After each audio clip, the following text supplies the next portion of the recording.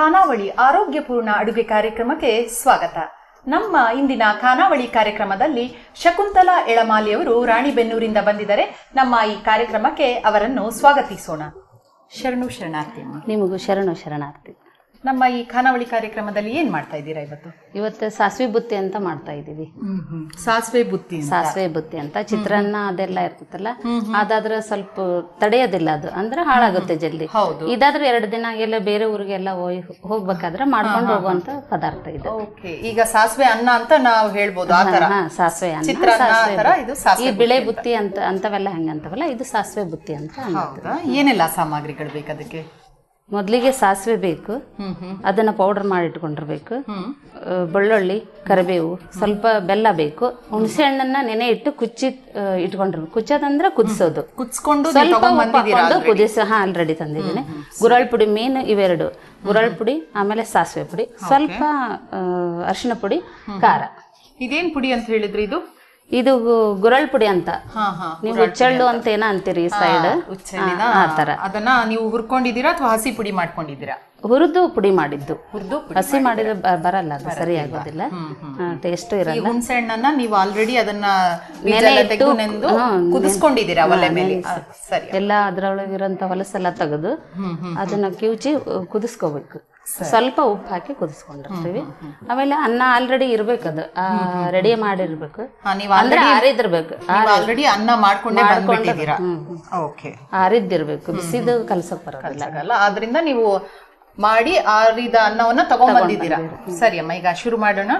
ಆಯ್ತು, ಮೊದಲಿಗೆ ಬಾಣಲೆ ಕೊಡಿ, ಒಗ್ಗರಣೆ ಹಾಕೋಕೆ. ಸರಿ, ಫಸ್ಟ್ ಒಗ್ಗರಣೆಯಿಂದ ಶುರು ಮಾಡೋಣ. ಒಲೆ ಎಣ್ಣೆ ಕೊಡಿ. ಎಣ್ಣೆ ತಗೊಳ್ತೀರಾ? ಮತ್ತೆ ಮನೇಲೆಲ್ಲ ಯಾರೆಲ್ಲ ಇದ್ದೀರಮ್ಮ? 2 ಗಂಡು ಮಕ್ಳಿದ್ದಾರೆ, ನಮ್ಮ ಯಜಮಾನ್ರು, ನಾವು ಇರೋದು. ಗಂಡು ಮಕ್ಳು ಜೊತೆಲೇ ಇದ್ದಾರಾ? ಜೊತೆಲೇ ಇದ್ದಾರೆ. ಮತ್ತೆ ಅಡಿಗೆ ಮಾಡೋದಂದ್ರೆ ತುಂಬಾ ಇಷ್ಟನಾ ನಿಮ್ಗೆ? ಇಷ್ಟ ರೀ. ಹೊಸ ಹೊಸ ರೀತಿಯ ಅಡಿಗೆನ ಕಲಿತಾ ಇರ್ತೀರಾ? ಎಂತ ಹೊಸಾದ್ ಕಲ್ತ್ರು ನಮ್ಗೆ ಡೈಲಿ ಏನ್ ಊಟ ಮಾಡ್ತಾವ ಅದು ಕಂಪಲ್ಸರಿ ಇರ್ಲೇಬೇಕು. ನಮ್ಮ ಅಡಿಗೆ ಅಂದ್ರೆ ರೊಟ್ಟಿ, ಚಪಾತಿ, ಎಲ್ಲ ಪಲ್ಯಗಳು, ಚಟ್ನಿಗಳು, ಇವು ಕಂಪಲ್ಸರಿ ಇರೋದೆ. ಏನ್ ಹಾಕ್ತೀರಾ ಒಗ್ಗರಣೆಗೆ? ಸ್ವಲ್ಪ ಎಣ್ಣೆ ಕಾಯಿಲೆ, ಸಾಸಿವೆ ಹಾಕೊಳ್ಳೋಣ. ಸೊ ಎಲ್ಲಾ ಉತ್ತರ ಕರ್ನಾಟಕ ಶೈಲಿ ಅಂತೂ ನಿಮ್ಗೆ ಕಂಪಲ್ಸರಿ ಬೇಕು. ಅದ್ರ ಜೊತೆ ಬೇರೆದನ್ನು ಎಲ್ಲ ಕಲಿತಾ ಇರ್ತೇವೆ, ಮಾಡ್ತಾ ಇರ್ತೀವಿ, ತಿಂತಾ ಇರ್ತೀವಿ. ಸ್ವಲ್ಪ ಸಾಸಿವೆ ಕೊಡಿ. ಸಾಸಿವೆ ತಗೊಳ್ಳಿ. ಮತ್ತೆ ಬಿಡುವಿನ ವೇಳೆಯಲ್ಲೆಲ್ಲ ಏನ್ ಮಾಡ್ತೀರಮ್ಮ? ನಮ್ದು ಮಹಿಳಾ ಮಂಡಲ ಅಂತ ಐತಿ, ಬಸವ ಜ್ಯೋತಿ ಮಹಿಳಾ ಮಂಡಲ ಅಂತ. ಅಲ್ಲಿ ಹೋಗ್ತೀವಿ, ವಾರ ಸೋಮವಾರ ಹೋಗ್ತೀವಿ. ಏನು ಫಂಕ್ಷನ್ ಇದ್ರೆ ಹೋಗ್ತೀವಿ. ಅಲ್ಲಿಂದ ನಾವು ಮೊದ್ಲ ಸಾದಾ ಮನುಷ್ಯರ ಅಂದ್ರೆ ಏನು ಅರಿವು ಇರ್ಲಿಲ್ಲ, ಅರಿವು ಜ್ಞಾನ ಪೂರ್ಣ ಏನೋ ಮನುಷ್ಯರಾಗಿದ್ವಿ. ಈಗ ಸತ್ಯದ ಅರಿವಿನ ದಾರಿಯಲ್ಲಿ ಹೋಗ್ತಾ ಇದ್ವಿ, ಅಂದ್ರೆ ಬಸವ ದಾರಿಯಲ್ಲಿ ಹೋಗ್ತಾ ಇದ್ವಿ. ಸೋಮವಾರಕ್ಕೊಮ್ಮೆ ಆಧ್ಯಾತ್ಮದ ಜ್ಞಾನ, ಆಮೇಲೆ ಬಸವ ಚಿಂತನೆ, ವಚನದ ಚಿಂತನೆ, ಆಮೇಲೆ ಭಕ್ತಿ ಗೀತೆಗಳು, ವಚನ ಗೀತೆಗಳನ್ನೆಲ್ಲನ ಕಲಿತಾ ಇದ್ದೇವೆ. ಮೊದ್ಲು ಏನಿಲ್ಲ ಅಂದ್ರ ಮಲತ್ರಯಗಳಂದ್ರೆ 3 ಮಲತ್ರಯಗಳ ಅಂತಾರ. ಆಣವ ಮಲ, ಮಾಯಮಲ, ಕಾರ್ಮಿಕ ಮಲ ಅಂತ. ನಮಗೆಲ್ಲ ಶಿವಾನುಭವ ಕ್ಲಾಸ್ ಆಗಿರೋದ್ರಿಂದ ಇಂಥವೆಲ್ಲ ವಿಷಯಗಳು ನಮಗ್ ಗೊತ್ತು. ನಿಮಗೆ ಅದರಿಂದ ಅರಿವಾಗಿದೆ. ಅದು ಆಣವ ಮಲ ಅಂದ್ರೆ ಏನಿಲ್ಲ, ಸುಮ್ಮನೆ ಸಂಕುಚಿತ, ಎಲ್ಲಿ ಹೋಗಲ್ಲ, ಹೆದರಿಕೆ, ಹಿಂಗಿತ್ತು. ಈಗೆಲ್ಲ ಅದು ಎಲ್ಲ ಹೋಗಿದೆ.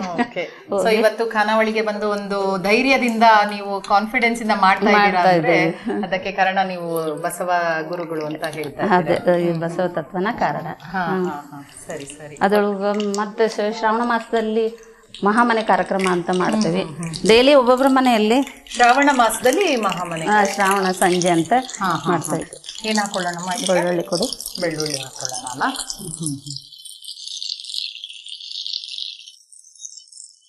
ಬೆಳ್ಳುಳ್ಳಿ ಆಯ್ತು, ಮತ್ತೇನ್ ಹಾಕೊಳ್ತೀರಮ್ಮ? ಸ್ವಲ್ಪ ಅರಿಶಿನ ಕೊಡಿ.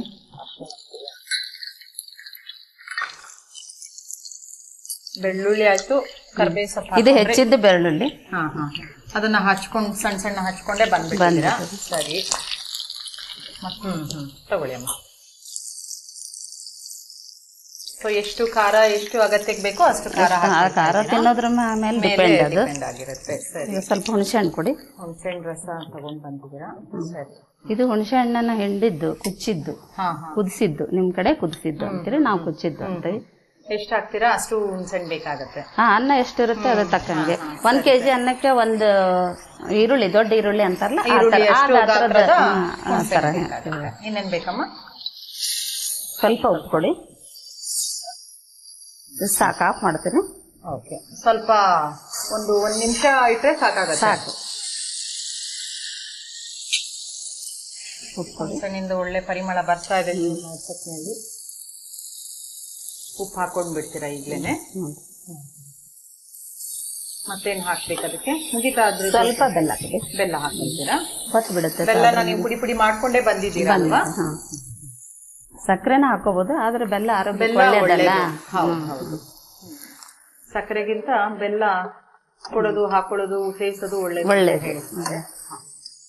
ಜಾಸ್ತಿ ಹುರಿಬಾರ್ದು ಅಂತ ನೀವು ಆಫ್ ಮಾಡ್ಬಿಟ್ರಲ್ವಾ? ಯಾಕಂದ್ರೆ ತುಂಬಾ ಮತ್ತೆ ಸ್ವಲ್ಪ ಬೆಳ್ಳುಳ್ಳಿ ಬೆಂದ್ರೆ ಸಾಕು, ಉಳಿದದ್ದೆಲ್ಲ ಬಿಸಿ ಎಣ್ಣೆಯೊಳಗೆ ಖಾರ ಅದೆಲ್ಲ ಬೆಂದ್ಬಿಡುತ್ತೆ.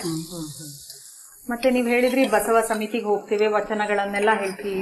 ಶ್ರಾವಣ ಮಾಸದಲ್ಲಿ 1 ತಿಂಗಳು ಪರ್ಯಂತರ ನಮ್ದು ಪ್ರೋಗ್ರಾಮ್ ಇರುತ್ತೆ. ಅಂದ್ರೆ ಮನೆಯಲ್ಲಿ ಒಬ್ಬೊಬ್ರು ದಿನ ಒಬ್ಬೊಬ್ರು ಕರಿತಾ ಇರ್ತಾರೆ. ನಾವೆಲ್ಲ ಮಹಿಳಾ ಮಂಡಲದ ಜನ ಒಂದ್ 10-15 ಕೊನೆಗೆ 30-50 ಜನ ಎಷ್ಟು ಮಂದಿ ಸೇರ್ಕೊಂಡು ಅವ್ರ ಮನೆಯಲ್ಲಿ ಪ್ರಾರ್ಥನೆ ಮಾಡ್ತೀವಿ. ಒಂದು ಮಿನಿಮಮ್ ಒಂದು 50 ಜನ ಬಂದೇ ಬರ್ತಾರೆ. ಬಂದೇ ಬರ್ತಾರೆ. ಅವರು ಸುತ್ತಲೂ ತಮ್ದು ರಿಲೇಷನ್ ಎಲ್ಲ ಕುಡಿಸಿರ್ತಾರೆ. ನಾವು ಕಂಪಲ್ಸರಿ ಮಹಿಳಾ ಮಂಡಲದಿಂದ ನಾವೆಲ್ಲ ಏನು ಇದು ಪ್ರಾಕ್ಟೀಸ್ ಮಾಡ್ಕೊಂಡಿರ್ತೀವಿ.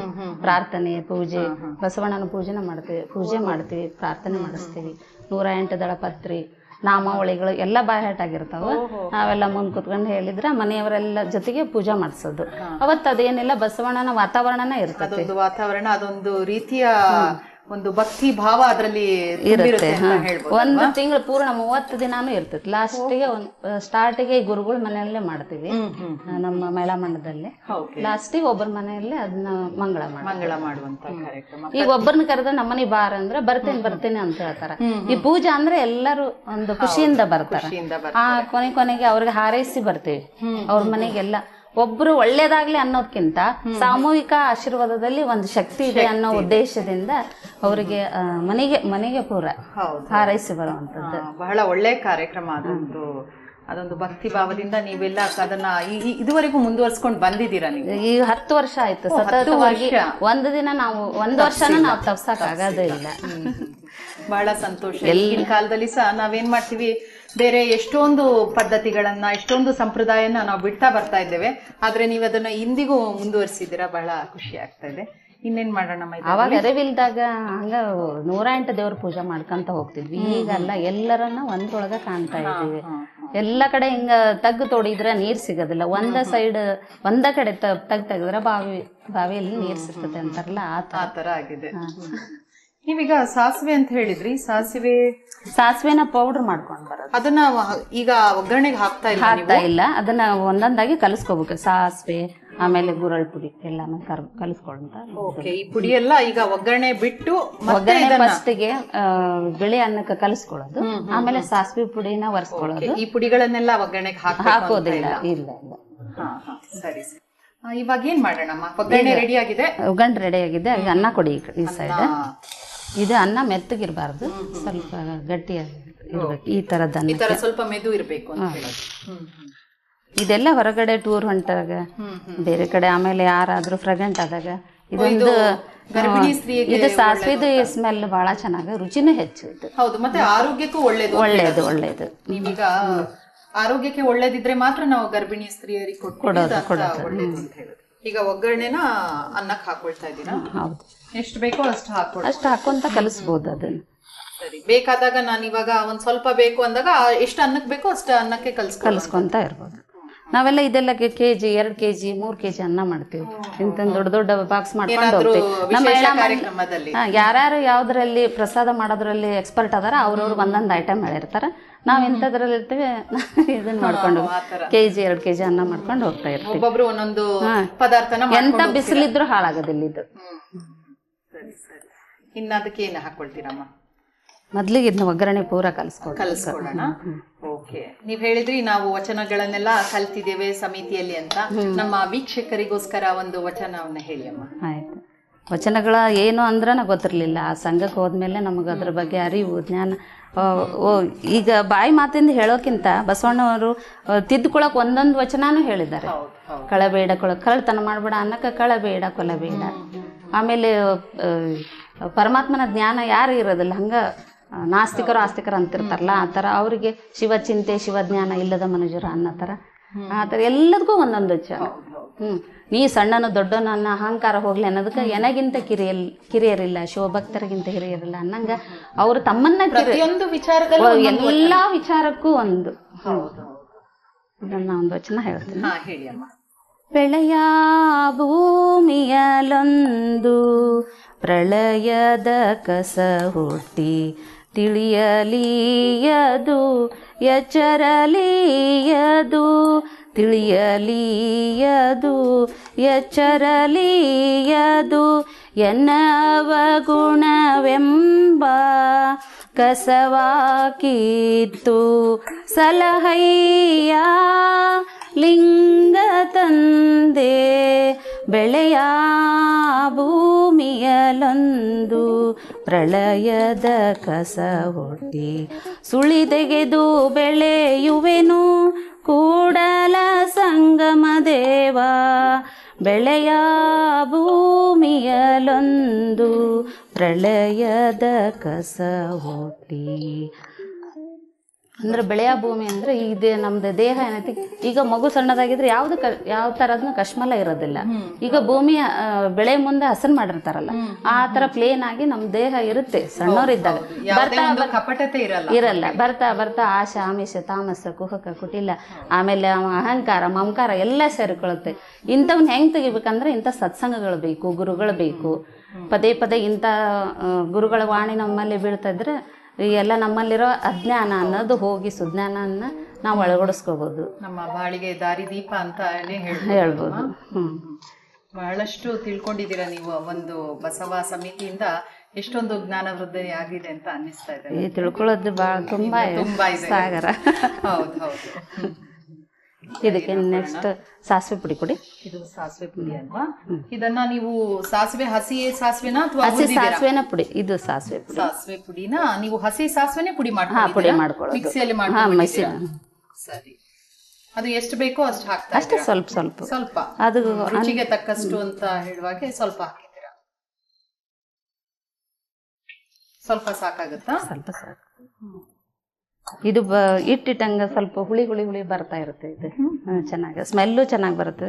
ಆಮೇಲೆ ರೈಸ್ ಚೆನ್ನಾಗಿ. ಚಿತ್ರಾನ್ನ ಒಂಥರ ಅದು ಅಷ್ಟೊಂದು ನಮಗೆ ಇದು ಆಗೋದಿಲ್ಲ. ಇದೊಂಥರ ಟೇಸ್ಟ್ ಬೇರೆ. ಇದು ಸಾಸಿವೆ ಪುಡಿ ಹಾಕಿದೆ. ಈಗ ಗುರಳ್ ಪುಡಿ ಹಾಕ್ತೀನಿ. ಎಷ್ಟು ಸ್ವಲ್ಪ ಹಾಕ್ತೀರಾ? ಅದು ಕೂಡ ನಮ್ಮ ಸೈಡ್ ಎಲ್ಲ ಇದು ಕರ್ರಗಾಗಿರ್ತೈತಿ, ಕಪ್ಪು ಜಾಸ್ತಿ ಹಾಕ್ತಾರೆ. ಇಲ್ಲ, ಎಳ್ಳು ತುಂಬಾ ಆರೋಗ್ಯಕ್ಕೆ ಒಳ್ಳೇದು. ಇದು ಹಾಗಾಗಿ ಸ್ವಲ್ಪ ಜಾಸ್ತಿ ಹಾಕಿದ್ರು ಇದು ಹಿಮೋಗ್ಲೋಬಿನ್ ಹೆಚ್ಚು ಮಾಡುತ್ತೆ. ಮಕ್ಕಳಿಗೆ ಕೊಟ್ರೆ ಸಹ ತುಂಬಾ ಖುಷಿ ಆಗುತ್ತೆ, ಒಳ್ಳೇದು ಕೂಡ. ನಾವು ಡೈಲಿ ಇದನ್ನ ಇದು ಇಲ್ಲದೆ ನಮ್ದು ಅಡಿಗೆನೇ ಇಲ್ಲ. ಎಳ್ಳು ಎಲ್ಲದಕ್ಕೂ ಹಾಕಿ, ಎಲ್ಲ ಗುರಳ್ ಪುಡಿ ಎಲ್ಲದಕ್ಕೂ, ಎಲ್ಲ ಬಾಜಿಗಳಿಗೂ ಬೇಕು, ಪಲ್ಯಗಳಿಗೆ.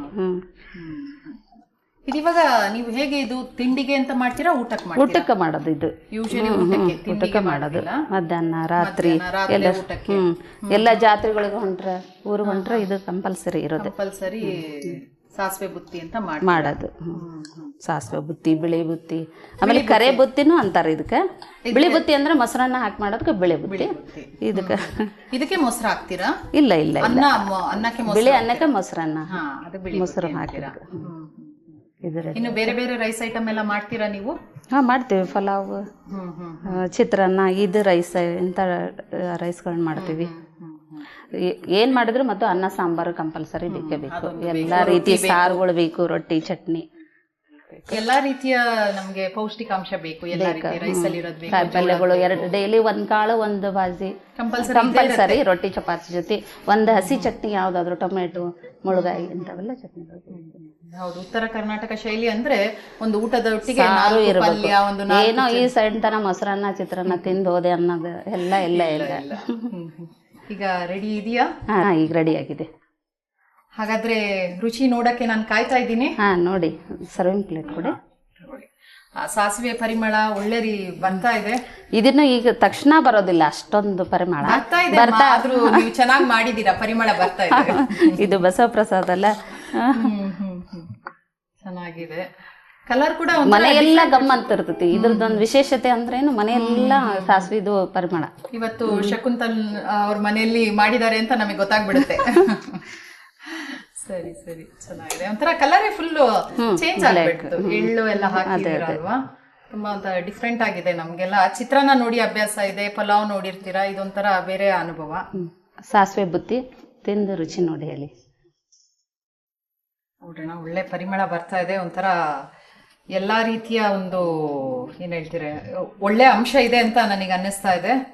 ಯಾವ ರೀತಿ ತಿಂತೀರಮ್ಮ ಇದು? ಬರೇ ಇದನ್ನ ಅಥವಾ ಬೇರೆ ಏನಾದ್ರು ಮೊಸರು ಹಾಕೊಳ್ತೀರಾ? ಯಾವ ರೀತಿ? ಇದಕ್ಕೇನ್ ಮೊಸರೇನ್ ಬೇಡ, ಬೇಕಂದ್ರೆ ಹಾಕೊಂಡ್ ತಿಂತಾರ. ಚಟ್ನಿ ಉಪ್ಪಿನಕಾಯಿ ಇರುತ್ತಲ್ಲ ಇದಕ್ಕೆ ಚಟ್ನಿನೂ ಹಾಕೊಂತೀರಾ? ಹಾಕೋಬಹುದು ಬೇಕಂದ್ರೆ.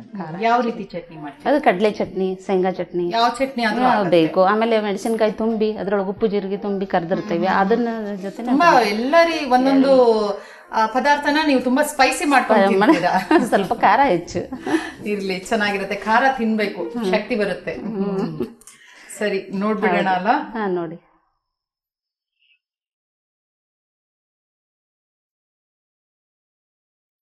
ತುಂಬಾ ಚೆನ್ನಾಗಿದೆ ಅಮ್ಮ. ಇದೊಂದು ನಾನು ಯೋಚನೆ ಮಾಡಿದ್ದೆ, ಇದು ಏನೋ ಸಾಸಿವೆ ಅಂದ್ರೆ ಸಾಸಿವೆದು ಪರಿಮಳ ಮಾತ್ರ ಬರ್ತಾ ಇದೆ ಅಂತ. ಇದರಲ್ಲಿ ಸಾಸಿವೆ ಜೊತೆಗೆ ಎಳ್ಳಿಂದು ಪರಿಮಳ, ಈ ಹುಳಿ, ಬೆಳ್ಳುಳ್ಳಿದು, ಬೆಲ್ಲ ತುಂಬಾ ಚೆನ್ನಾಗಿದೆ. ಒಂಥರ ವಿಶಿಷ್ಟವಾದ ಒಂದು ಫೀಲಿಂಗ್ ಕೊಡುತ್ತೆ. ಬಹಳ ಚೆನ್ನಾಗಿದೆ ಅಮ್ಮ. ನಮ್ಮ ಈ ಖಾನಾವಳಿ ಕಾರ್ಯಕ್ರಮಕ್ಕೆ ಬಂದು ಒಂದು ವಿಶಿಷ್ಟವಾದ ಅನ್ನವನ್ನ, ಬುತ್ತಿಯನ್ನ ನಮ್ಗೆ ಮಾಡಿಕೊಟ್ಟಿದ್ದೀರಾ. ನಮ್ಮ ವೀಕ್ಷಕರಿಗೋಸ್ಕರ ಇದು ಮಾಡುವ ವಿಧಾನವನ್ನ ಪುನಃ ಒಮ್ಮೆ ಹೇಳಿ. ಆಯ್ತು. ಮೊದಲಿಗೆ ಅನ್ನ ರೆಡಿ ಮಾಡಿ ಇಟ್ಕೊಂಡಿರ್ಬೇಕು. ಮೊದಲೇ ಇದು ಅನ್ನ ಆರಿರ್ಬೇಕು. ಹುಣಸೆ ಹಣ್ಣು ನೆನೆ ಇಟ್ಟು ಅದನ್ನ ಕುದಿಸ್ಬೇಕು. ಕುದಿಸಿ ಅದಕ್ಕೆ ಸ್ವಲ್ಪ ಉಪ್ಪು ಹಾಕಿ ರೆಡಿ ಮಾಡಿ ಇಟ್ಕೋಬೇಕು. ಸಾಸಿವೆ ಪುಡಿ ಹಸಿದಿನ ಪೌಡರ್ ಮಾಡಿ ಇಟ್ಕೊಳ್ಳೋ ಅಂಥದ್ದು. ಆಮೇಲೆ ಗುರಳ್ ಪುಡಿ ಮಾಡಿ ರೆಡಿ ಇಟ್ಕೋಬೇಕು. ಸ್ವಲ್ಪ ಅರಿಶಿನ, ಉಪ್ಪು, ಖಾರದ ಪುಡಿ, ಆಮೇಲೆ ಬೆಳ್ಳುಳ್ಳಿನ ಹೆಚ್ಚಿ ಇಟ್ಕೋಬೋದು. ಇಲ್ಲ ಜಜ್ಜಿ ಆದರೂ ಒಗ್ಗರಣೆ ಹಾಕೋಬೋದು. ಹಾಕಿ ಎಲ್ಲನೂ ಒಗ್ಗರಣೆ ಹಾಕಿ ಕಲಸಿ ಮೊದಲಿಗೆ ಆರಿದ ಅನ್ನಕ್ಕೆ ಒಗ್ಗರಣೆ ಕಲಿಸ್ಕೊಂತ ಆಮೇಲೆ ಸಾಸಿವೆ ಪೌಡ್ರ್ ಒರೆಸೋದು ಅಂತೀವಿ ನಾವು. ಹಚ್ಚೋದು, ಒರೆಸೋದು, ಕಲಸೋದು ಯಾವ್ದಾದ್ರು ಅನ್ಬೋದು. ಆಮೇಲೆ ಗುರಳ್ ಪುಡಿ ಒಂದು ಕಲಸಿದ್ರೆ ಇದು ಅನ್ನ ರೆಡಿ. ಇಟ್ಟಂಗೆಲ್ಲ ತುಂಬಾ ರುಚಿ, ವಾಸನೆನೂ ಮನೆಯೆಲ್ಲ ಪರಿಮಳ, ಘಮ ಘಮ ಅಂತ ಪರಿಮಳ ಬರ್ತಾ ಇದೆ. ಒಂದು ವಿಶೇಷ ಅನ್ನ ಇವೆಲ್ಲ ನಮ್ಮ ಸೈಡ್. ಹೌದು, ಯಾವಾಗ್ಲೂ ಮಾಮೂಲಿಯಾಗಿ ನಾವು ಪಲಾವ್, ಚಿತ್ರಾನ್ನ ಎಲ್ಲ ತಿಂತಾ ಇರ್ತೀವಿ. ಅದರಲ್ಲಿ ಅಷ್ಟೊಂದು ಪೌಷ್ಟಿಕಾಂಶ ಸಿಗಲ್ಲ. ನಾವು ಅಂದ್ರೆ ಒಟ್ಟಾರೆ ಬೇಗ ಮಾಡ್ಬೇಕು ಅಂತ ಇರುತ್ತೆ, ಮಾಡ್ಬಿಡ್ತೀವಿ. ಇದರಲ್ಲಿ ನೀವು ಬೇಗ ಸಹ ಆಗಿದೆ. ಇದು ತುಂಬಾ ಒಂದು 15 ನಿಮಿಷ ಮೊದಲೇ ರೆಡಿ ಮಾಡ್ಕೊಳ್ಳೋಂತ ಸಾಮಾನನ್ನ ಮೊದ್ಲಿಗೆ ರೆಡಿ ಮಾಡ್ಕೊಂಡ್ಬಿಟ್ರೆ ಮುಗೀತ ಅನ್ನ ಜಲ್ದಿ. ಹೌದು, ಸಾಸಿವೆ ಬುತ್ತಿ ತುಂಬಾ ಚೆನ್ನಾಗಿದೆ. ಪೌಷ್ಟಿಕತೆ ಸಹ ಇದರಲ್ಲಿ ತುಂಬಾ ಇದೆ. ನಮ್ಮ ಈ ಖಾನಾವಳಿ ಕಾರ್ಯಕ್ರಮಕ್ಕೆ ಬಂದು ಇವತ್ತು ಒಂದು ಒಳ್ಳೆ ರೀತಿಯ ಅನ್ನವನ್ನ ಮಾಡಿದೀರಾ. ನಿಮ್ಮ ಪ್ರಕಾರ ನಮ್ಮ ಬಸವ ಟಿವಿ ಬಗ್ಗೆ ಒಂದೆರಡು ಮಾತು ಹೇಳಿ. ಹೇಗನ್ನಿಸ್ತು ನಿಮಗೆ? ಬಸವ ಟಿವಿ ಬಗ್ಗೆ ಏನು ಹೇಳ, ಹೆಮ್ಮೆಯ ವಿಷಯನ ಅದು. ಒಣಗುವ ಮರದಂತಲ್ಲ ಶರಣರ ಅನುಭವದ ವೃಕ್ಷ, ಬತ್ತುವ ನದಿ ಅಂತಲ್ಲ ಶರಣರ ಅನುಭವದ ವೃಕ್ಷ ಅನ್ನುವಂಥ. ಅವ್ರು ಬತ್ತಂಗಿಲ್ಲ, ಒಣಗಂಗಿಲ್ಲ. ತುಂಬಾ ಸರಿಯಾಗಿ ಹೇಳಿದ್ರಿ. ಅಂಥದ್ದು ಅವದೆಲ್ಲ ಸಂಸ್ಕಾರದ ಬೆಳಕಂತ ಎಲ್ಲರ ಮನೆಯಲ್ಲೇ ಬಿತ್ತುತ್ತಾರೆ. ಜಗತ್ತಿನ ತುಂಬ ಹರಡ್ಲಿ, ಅದು ತುಂಬ ಮುಂದುವರಿಲಿ, ಎಲ್ಲರೂ ಅಜ್ಞಾನದಿಂದ ಸುಜ್ಞಾನ ದಾರಿಗೆ ಬರಲಿ ಅನ್ನೋದೇ ನಮ್ಮ ಉದ್ದೇಶ.